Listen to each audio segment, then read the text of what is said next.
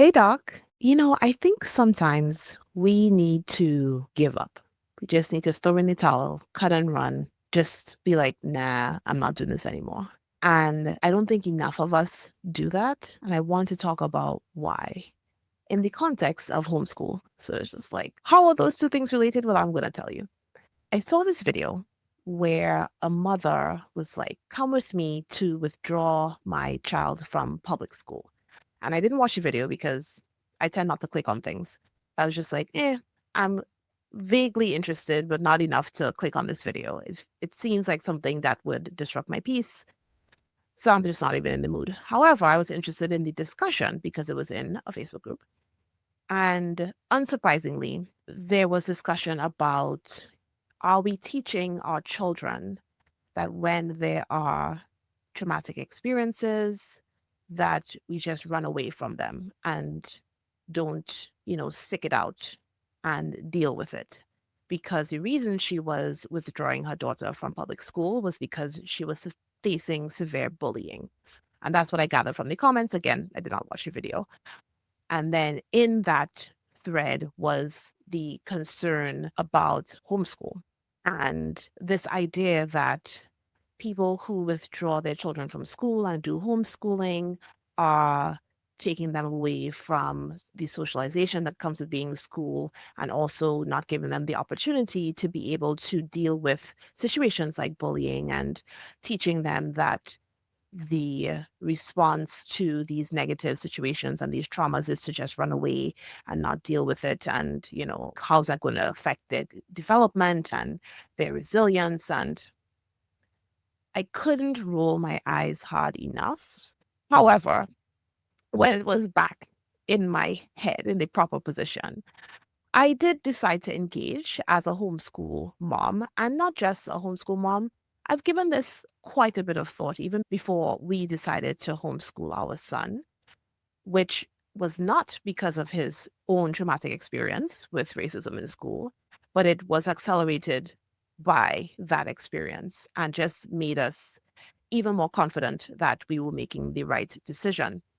I don't know where this comes from, especially amongst physicians and psychiatrists. This idea that the only way to build resilience is to experience trauma.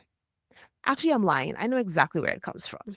And it comes from where everything that is wrong with the Western world comes from, capitalism and racism, because we are conditioned to believe that you must push through.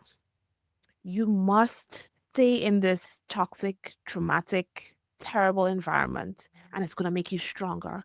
And when you come out on the other side, you're going to be this great person because you made it.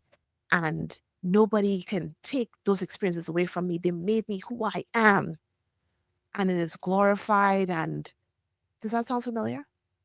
And don't get me wrong, every experience that I have had, every negative one, has made me into the person that I am today. I wouldn't take it back. All of those things are true.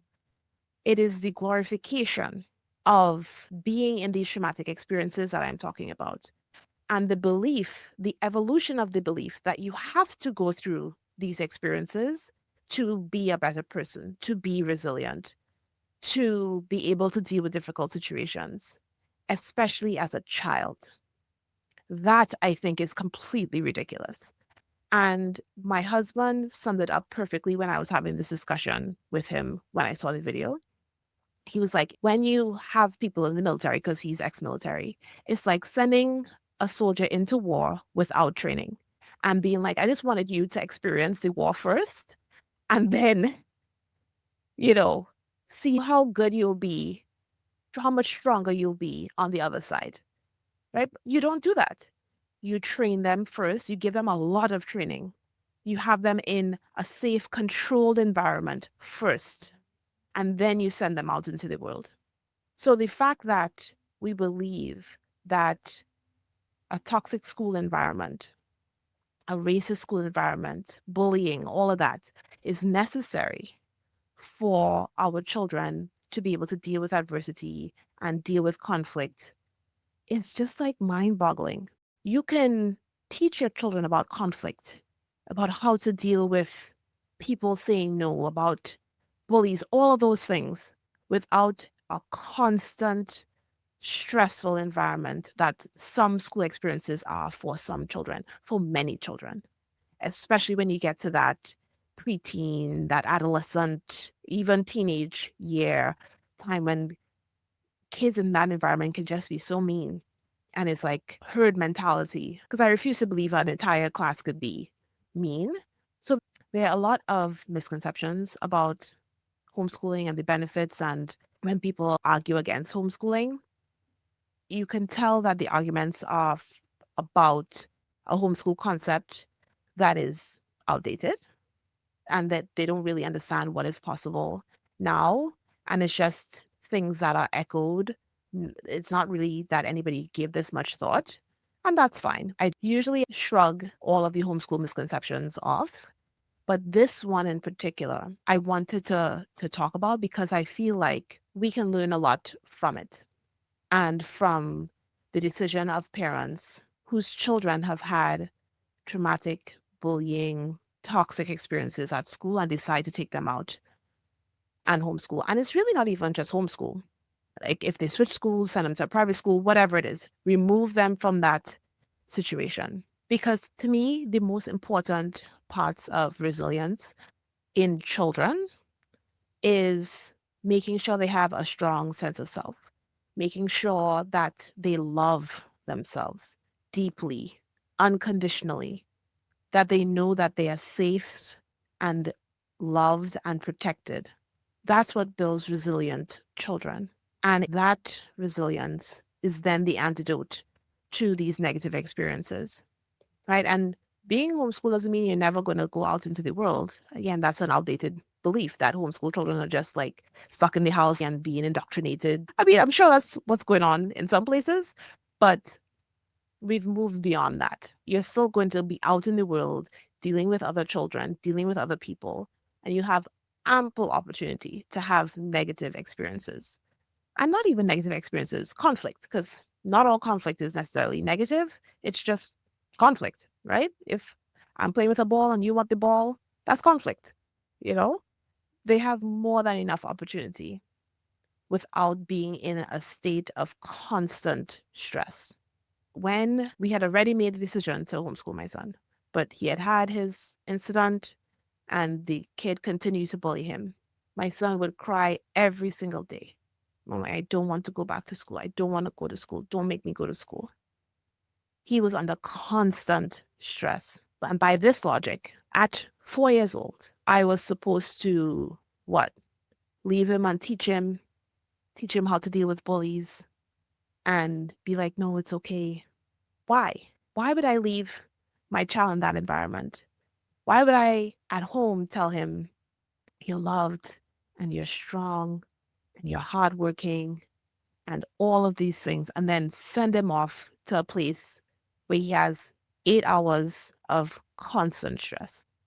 That's the ace that he's going to need the resilience to deal with when he's older, right? And he was only 4 at the time. They're children who have that constant stress from preschool all the way until they graduate. And by this logic, we teach them how to deal with it while their beautiful, soft little brains are developing. Yes, let's put them under stress. See what happens. Let's send them off to war and, teach them how to deal with war before we give them any kind of training, any kind of foundation of self, of love, of security. It just does not make any sense to me. And how this relates to you as a physician and many of our physician colleagues is that I see the same thing with doctors in toxic work environments. The response is to work harder, to get the training, to just push through and keep going because it'll make you stronger, because you'll get through it, because this is what we do. This is what we were trained to do, because that's what residency is, training you to push through. And it's the same like mentality. And I'm just wondering, can we learn from this mom who was like, this is enough? We're just going to leave, from all of the other homeschool parents who are like, I don't want my child to leave this. I'm just going to take them out and homeschool them. And just say, you know what? I choose me. I choose peace. This chronic stress is not worth it. I don't want to have to learn how to deal with this. I'm out. Is that sometimes the answer? I really think we are so conditioned to just deal with it. And we have that glorification of the struggle and the person that we will become on the other side, that we often stay in situations that we have no business staying in, that are breaking us down day by day because of this idea that it'll make us stronger. Sometimes we just need to cut and run. Sometimes you just need to say, this is enough. I've had enough. I don't want to find out what type of person I'll be at the end of this. Because the other side of that story, of the glory story of making through the struggle, is the person who did not thrive on the other end, who did not have enough of the skills and the love and the security to make it through, who was so beaten down by this situation that they never recovered. That is a possibility too. But we don't hear about those stories. Or we do, and we call it something else, right? Those are the people who have the breakdown and they leave medicine for good. So yes, making it through difficult situations gives you skills, it gives you resilience, it makes you a different person, it changes you. And all of those things can be good, but it can also traumatize you. It could also change you for the worse. It could also change your brain chemistry in a way that is detrimental and that will affect every other part of your life. So you get to run away sometimes. You get to say, nah, I choose me. I'm not dealing with this.